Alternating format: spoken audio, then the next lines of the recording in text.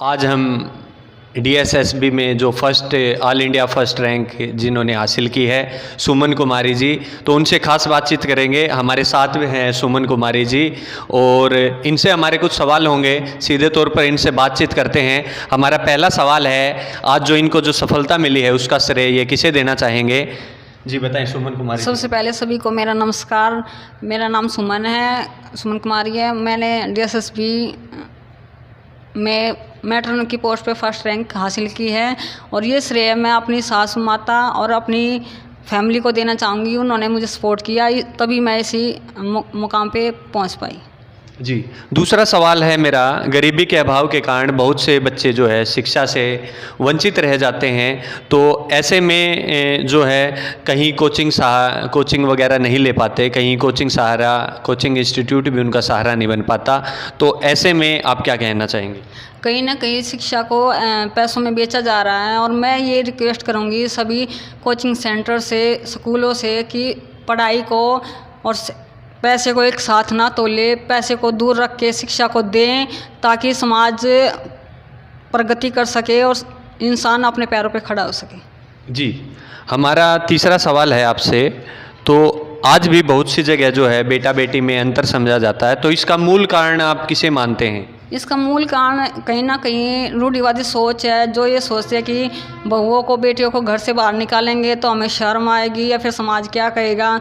मैं भी एक बहू हूँ, मैं घर से निकली हूँ, मुझे परिवार ने सपोर्ट किया, तो मैं भी ये कहूँगी कि आप भी अपनी बहुओं को, बेटियों को घर से निकाल ले बाहर, उनको कलंक ना समझे, उनको एक मौका दे ताकि वो अपने भी पैरों पर खड़े हो सकें। जी, मेरा पाँचवा सवाल है आपसे, चौथा सवाल है, शिक्षा के लिए उम्र महत्व रखती है या नहीं? जी नहीं, शिक्षा में कभी भी उम्र महत्व नहीं रखती, क्योंकि इंसान कभी भी किसी भी उम्र में कहीं से भी सीख सकता। अगर आपकी कितनी उम्र है अभी? सर मेरी 28 साल उम्र है। तो कैसी रही है जर्नी आपकी? सर थोड़ा सा संघर्ष तो था, बट अंदर से मोटिवेटेड रहती थी कि मुझे हाँ बनना है, कुछ करना है तो करना है। जी, तो जैसा अभी बेटी ने बताया कि इन्होंने जो है लगातार जो है मेहनत की और 28 वर्ष की उम्र में इन्होंने जो है डीएसएसबी एग्ज़ाम जो है क्लियर करा और आज तिहाड़ जेल में जो है जेल वार्डन है। और मैं अब पूछना चाहूँगा कि डीएसएसबी क्या होता है और किस पद पर वहाँ पर कार्यरत हैं? जैसा कि मैंने अभी बताया जेल वार्डन है ये, तो इनसे भी पूछ लेते हैं कि किस पद पर कार्यरत हैं और डीएसएसबी क्या होता है? DSSB Delhi subordinate staff selection board है, जो कि दिल्ली में भर्ती करता है, एग्ज़ाम कंडक्ट करता है और वहाँ पे मैं मैट्रन के पोस्ट पर अभी कार्यरत हूँ। जी, तो आप भी एक गृहिणी हैं और 2 बच्चों की आप माँ भी हैं, फिर भी जो आपने पढ़ाई की तो ध्यान केंद्रित आप कैसे कर पाई और आपका टाइम टेबल क्या रहा, तो बताएं हमारे दर्शकों को।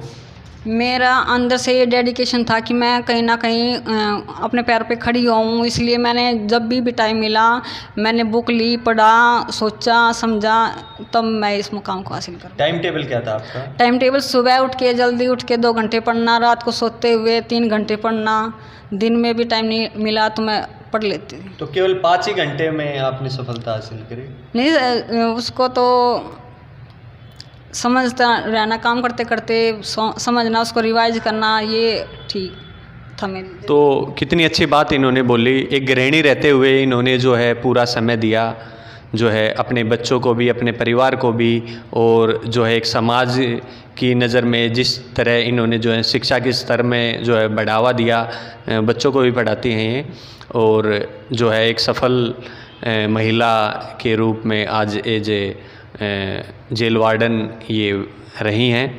तो अब हमारा 7वां सवाल है, आज शिक्षा का स्तर कैसा हो चुका है? क्या आप मानते हैं कि पढ़ाई में जो है, शिक्षा में जो है लूट की जा रही है? क्या कहेंगे? हाँ, कहीं ना कहीं शिक्षा के नाम पे पैसों को लूटा जा रहा है, पर जब मैंने यहाँ पे श्रेष्ठ कैंपस में आके देखा तो ये पाया कि हाँ, हर एक कोचिंग सेंटर ऐसा नहीं है कि पैसों के नाम पे ही सिर्फ पढ़ाई बिक रही है। यहाँ पे काबिलियत को भी मौका दिया जा रहा है और मैं तो यही कहूँगी कि एक बार ज़रूर मौका दें, यहाँ पे आएँ और कुछ ना कुछ बन के जाएँ। जी, तो आपने बहादुरगढ़ के श्रेष्ठ कैंपस को ही क्यों चुना? बहुत से सेंटर हैं बहादुरगढ़ में, क्या कहेंगे? क्योंकि मैं जब यहाँ पे आई तो मुझे सर से मिल के, सर से बात करके ये लगा कि हाँ, कहीं ना कहीं ये मेरा कॉन्फिडेंस को बढ़ाएंगे, और जो मैंने गोल चुना है वो मुझे गाइडलाइंस अच्छी देंगे। ज़्यादातर हैप्पी लोचब सर और जेपी सर ने मुझे बहुत ज़्यादा मोटिवेटेड किया ताकि मैं इस मुकाम तक पहुँच पाऊँ।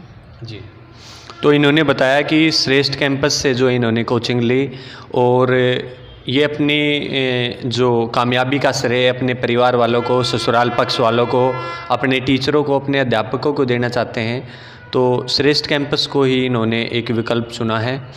तो ऐसे में हमारा 9वां सवाल है, बहुत से बच्चे जो है मेहनत तो करते हैं, असफल हो जाते हैं, तो ऐसे में बच्चा जो है टूट जाता है। तो ऐसे में आप सफलता का मूल मंत्र उन्हें क्या देंगे, बताएं। मैं उनसे यही कहना चाहूँगी कि असफलता मिलने पर ही सफलता मिलती है। असफलता मिले तो टूटना नहीं बिल्कुल भी, और ज़्यादा मेहनत करो, उम्मीद को मत तोड़ो, एक दिन सफलता ज़रूर मिलेगी। क्या आपको कभी असफलता मिली है? हाँ, मैंने भी कई बार ऐसे ही असफलता को देखा है, पर यही मोटिवेशन था अंदर से कि हाँ, कुछ ना कुछ बनना है, तो आज मैं इस मुकाम तक पहुंच पाई। आपके इनके 3 एग्ज़ाम जो क्लियर हुए हैं, जैसा अभी पता चला कि इन्होंने 3 एग्ज़ामों को क्लियर करा है DSSB के साथ, 2 और अन्य एग्ज़ामों को अटैम्प्ट इन्होंने किया, क्लियर किया।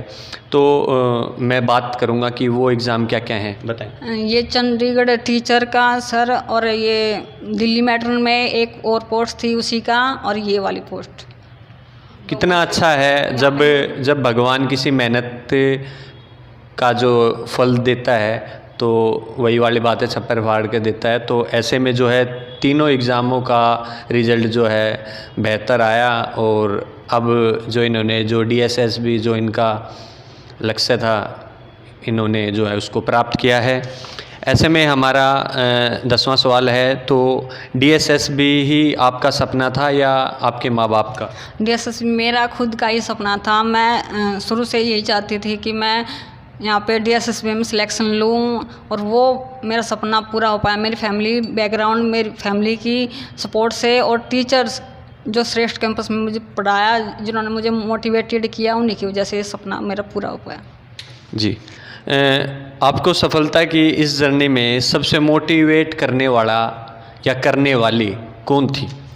इस जर्नी में जिस पथ पे मैंने कदम रखा, उस पे मुझे सबसे ज़्यादा मोटिवेटेड करने वाली मेरे सासू माँ और मेरी फैमिली। जी, तो इन्होंने ससुराल पक्ष के बारे में बोला कि इनकी जो सासू माँ है, और आज बहुत सी चीज़ें आपको देखने को मिलती होंगी कि बहुत सी बहुओं को जो है उनकी सासू माँ जो है एक बेटी का दर्जा नहीं दिया जाता। तो ऐसे में उनके लिए जो है ये बेटी जो है एक आशा की किरण उभर रही है। तो ऐसी बहुओं को हमारा सलाम है, ऐसी बेटियों को हमारा सलाम है, ऐसी बहनों को हमारा सलाम है, जो देश का नाम, अपने क्षेत्र का नाम, अपने परिवार का नाम रोशन कर रही हैं। ऐसे जज्बे को हम सलाम करते हैं। और शादी होने के बाद, अगला सवाल है मेरा, शादी होने के बाद आपके ससुराल वालों ने क्या आपको सपोर्ट किया था या नहीं किया था?